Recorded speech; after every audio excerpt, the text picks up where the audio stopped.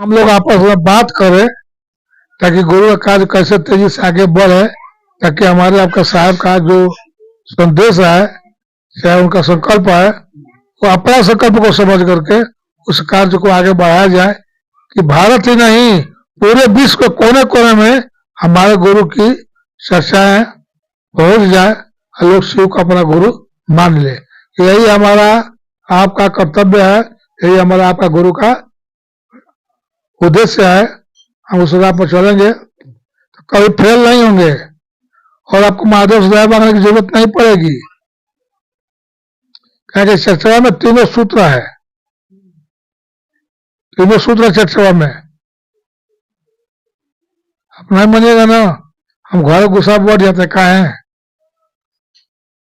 तो वो ठीक है नहीं, लेकिन मन में महादेव रहते हैं, सोते हैं ना तो महादेव की चर्चा सुनेंगे तबे सुनेंगे, चाहे आओ चलो शिव की ओर उसको पढ़ेंगे तबे सुनेंगे।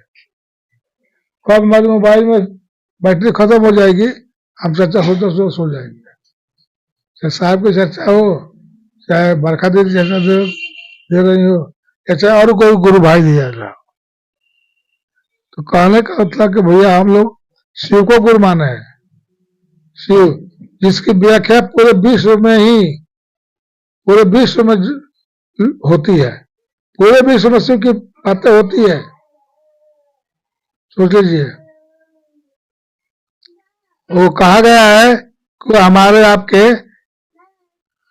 संस्कृत धरोहर है, महादेव हमारे आपके आध्यात्मिक संस्कृत धरोहर है।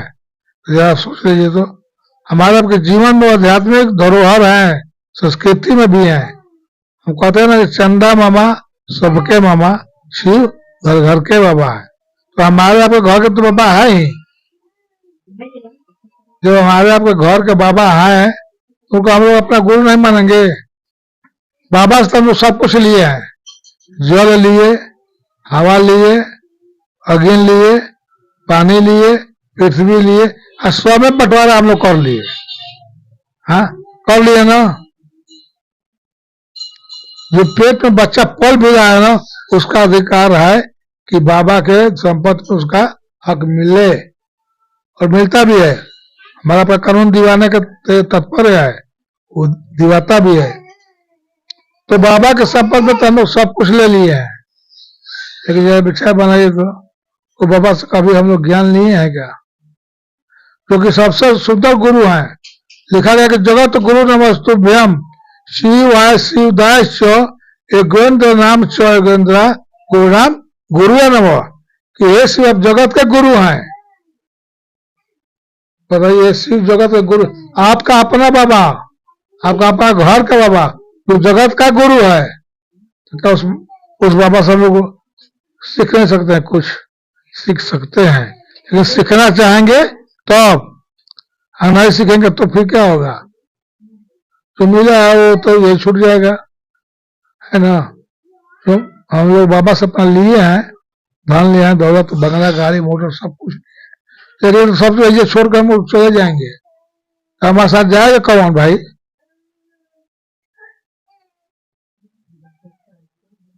जो महादेव से दया मांगेंगे, ज्ञान लेंगे, वही ना हमारे आपके साथ में जाएगा। कहा ही गया कि ज्ञान उच्छेद तो शंकरात, ज्ञान देने के नाते आप शिव है, शंकर शंभू है। आपको शायद दुनिया पूजा करती है, यहाँ तक नहीं, देव लोग, नाग लोग, दानव लोग, मानव लोग, सारी जगत के लोग आपकी पूजा करते हैं, आपका बखान करते हैं। आप तो भोले हैं, आप महादानी भी हैं, घरदानी भी हैं, और घरेश्वर भी हैं, उमा के पति हैं, तो आप निसंगियों के भी हैं। कोई गृहस्थ है तो महागृहस्थ है, वो गृहस्थ नहीं है, वो महागृहस्थ है। क्यों? कि पूरी सृष्टि, पूरा जगत उन्हीं के बीज रोपा है। पूरी सृष्टि, पूरा जगत, जीव जंतु मानव या जो भी पौधा हो, पता है किसान क्या करता है? खेत को जोत दिया, खेत को जोत दिया, अपना घर का अनाज खेत में फेंक आया। अगर उसकी दया नहीं होगी तो खेत में तो फेंका गया, अब उसकी इच्छा होगी तब नहीं जमेगा भाई, नहीं होगी तो उसको दाना नहीं जमेगा। अब हमको तो किसान वो नहीं है, किसान ही नहीं, वो विश्व का किसान है, वो महादेव है, महा किसान वो है, क्योंकि मात्र इच्छा से पत्थर पर जो है ना दुब जम जाता है, बड़े बड़े पेड़ उग जाते हैं, तो क्या हम लोग बीज डालते हैं? नहीं, किसी चिड़िया द्वारा ने वहां पर गिरा दिया और पत्थर में गिराया और सारा पत्थर बीज जम गया। देखिए ये महादेव की दया है। तो महादेव क्या नहीं कर सकते, कहा गया कि वो महादेव कण में है, तो पकड़ के कसम हम भी पापा है ना, तो उन्हीं की इच्छा होती है ना तो बरसात होता है, उन्हीं की इच्छा होती है धूप होता है, और उन्हीं की इच्छा होती है ना तो खूब पौधा खिला हुआ उसमें फूल लगता है, उसमें फल लगता है। और जब इच्छा ही ना हो सारा कितना सुंदर खिला रहा है मगर उसमें फल नहीं लगेगा। बहुत सारे चर्चाओं में से देखे हैं कि बहुत से गुरु बहन है जो कि मां नहीं बन पाई, है ना, लेकिन जब उसकी इच्छा हो जाती है ना तो हो जाता है। गुरुकुलम ऐसे ही रीता पटेल थी, तो साहब रांची में थे, हाँ साहब रांची में थे, वो भी गई थी, बड़े अपना बगल बगल के गुरु भाइयों से रो रही थी, मगर किसी का हिम्मत नहीं कर रहा था कि साहब से कुछ बोले या उसके पक्ष में हम कुछ बोले। हम भी बैठे थे, सही साहब बैठे थे मंच पर, हमारे लोग अगवा बैठे हुए थे, तो हमारा अधिबद्ध के ध्यान रिजल्ट देने जाए, रिजल्ट जो हमारे जनता को हम कर दी, कुछ बोलिए, बोलिएगा तब न पाइएगा, तो उन्होंने रोने लगा। तो साहब तो मन की बात को जानते थे भाई, और साहब से बोली कि सर हम चर्चाओं में जाते हैं तो लोग हमें को उछलांग लगाता है कि तुमको क्या मिला, तुम चर्चा चर्चा करती हो, तुमको महादेव कुछ दिए? एक शुद्धा तरह नहीं दिए। साहब कुछ बोले ही नहीं। देखिए गुरु के मौन में कितना ताकत होती है, कुछ बोले ही नहीं। और साल भर के बाद दूसरी लड़की हो गई है, 10 साल की लड़की है, 10 साल की, जो दोनों लड़की हुई है, तो महादेव की दया है। जिसको डॉक्टर पूरे विश्व का नंबर 1 डॉक्टर कलकत्ता में बैठता है, हाँ संतोष भैया के, वो जो बोल दिया कि भाई तुम्हारी बीवी तो मां नहीं बन सकती है,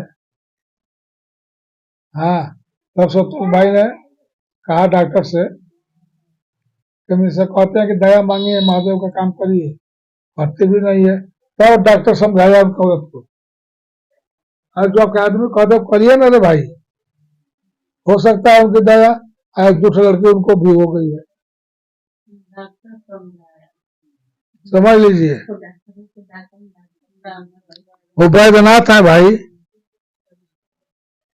कहने का अर्थ है ना कि शिव तो दानी है,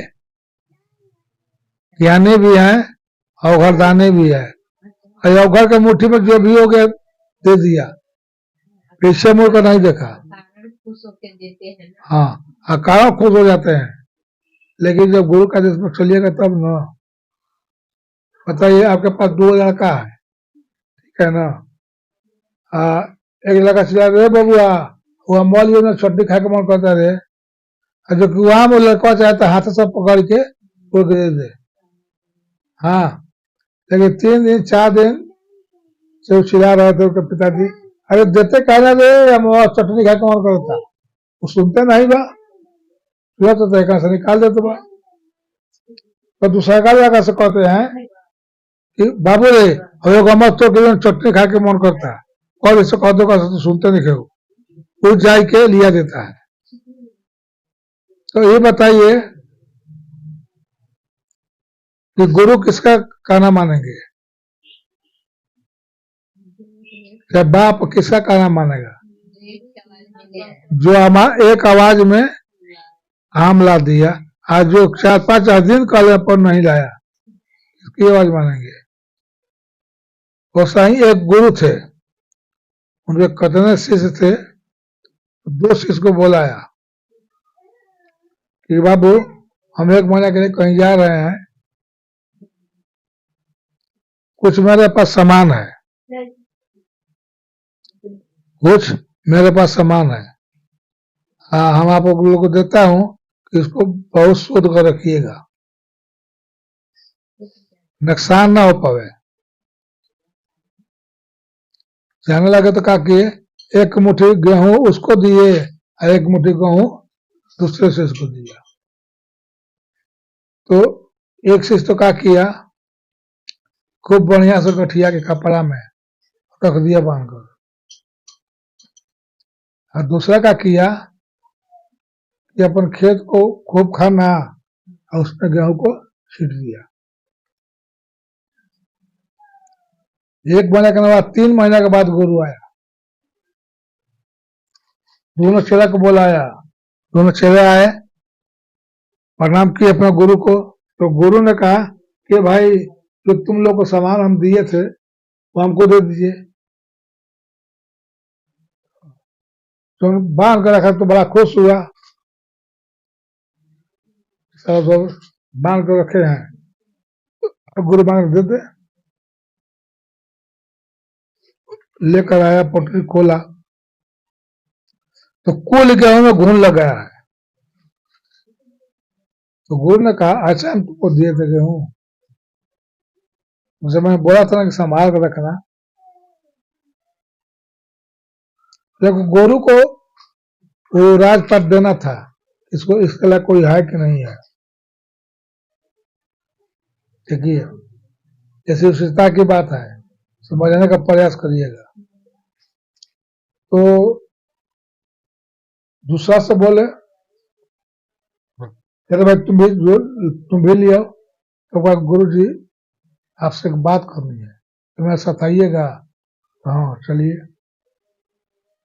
जाकर दिखलाया, अगर गुरु जी अभी 15-20 दिन का टाइम है, तो अपने गेहूं दिया, देखिए फसल उग रहा है, हाँ अभी काटने पड़ने का टाइम है। अब बताए कि गुरु ने 1 मुट्ठी गेहूं दिया और कितना फसल हो गया उसमें, कितना गेहूं,